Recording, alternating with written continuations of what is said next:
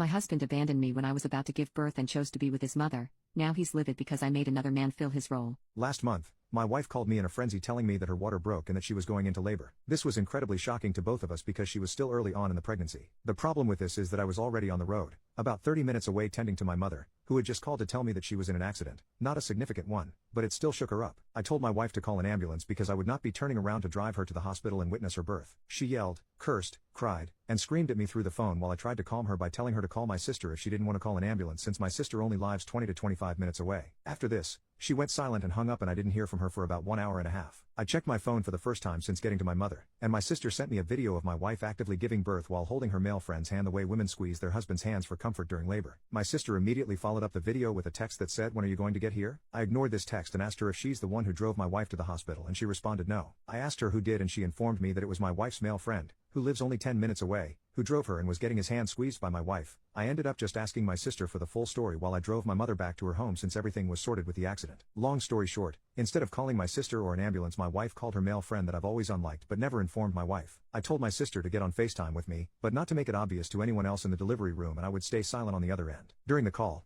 I saw my wife's friend rubbing her back, wiping her tears, comforting her when she screamed and cried, etc. I couldn't bear the sight and I ended the FaceTime and told my sister to inform my wife that I would be at the hospital the next day after work whenever she got out of labor. My sister called almost 2 hours later to tell me she left the hospital and that my wife would be staying the night. The next day around 3 to 4 p.m. when I went over to the hospital to see my wife and newborn son, she was not trying to hide her anger and saltiness from anyone in the room. That included mostly my family and some of hers. When I asked her why she was acting this way, she rolled her eyes and told me to leave her the F alone in front of everyone. Later when I tried to hold my son, she snatched him from my hands. In this hospital visiting hours ended at 8 but all of the guests excluding me left by 6. When we were alone I finally got the chance to have a conversation with her about why she was being so salty on a memorable day that should have been filled with love and joy. She responded by getting angry and mumbling something about my audacity to miss her birth and be surprised that she's angry. I'm not proud of this, but in response, I called her a cheater for inviting another man into the delivery room in place of her husband. This spiraled into a short full-blown argument between us that eventually ended when a NICU nurse came back with a baby. It's been a month since then and my wife only refers to our son as her son, her baby, etc. I've tried to get closer to her by sitting down and trying to have a deep conversation about our family's future, and she flat out told me that she was never having another child with me after what happened,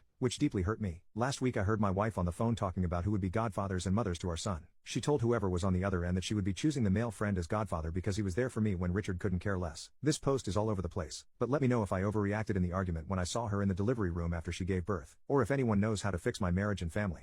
Update: 4 days later. I'm the wife from that post. A friend found it and sent it to me anyway. I decided to make an account to respond, clear some things up and tell my side of the story as briefly as I could. Yes, I did call my husband to tell him that my water broke and he did tell me that he wouldn't make it and to call an ambulance or his sister, who has called me a slur to my face before, so I don't know why he thought this would be a good idea lol. I did not call his sister because we don't get along and I have a friend that lives closer to us. He ends up driving me to the hospital and his sister pulls into the lot almost right after us. Don't know how she knew I was going. So now I'm in pain, scared, upset at my husband, and have someone I don't like with me during my most vulnerable moments. I was holding my male friend's hand because, why wouldn't I be? Now, it was very obvious that sister-in-law was recording me in some way because she was basically isolating herself from everyone else in the room with her phone to her chest and pointing at me. I didn't think that she was on FaceTime with anyone, I just thought she was filming me, which is equally as weird. I'm not sure why I brushed it off and or didn't ask about it when I was more stable. My husband did in fact show up the next day around 4 p.m. and tried to act like nothing happened, and I was very moody and rude to him, which was probably very immature of me. This later broke out into an argument after everyone left where he called me a cheater and I also said some very nasty things. I have been isolating me and my son away from him as much as I can and trying to be less dependent on him in some aspects. The reason for this is because I feel that I can't trust him to keep my son safe or change his diaper or pour my breast milk into a bottle and feed him, or burp him,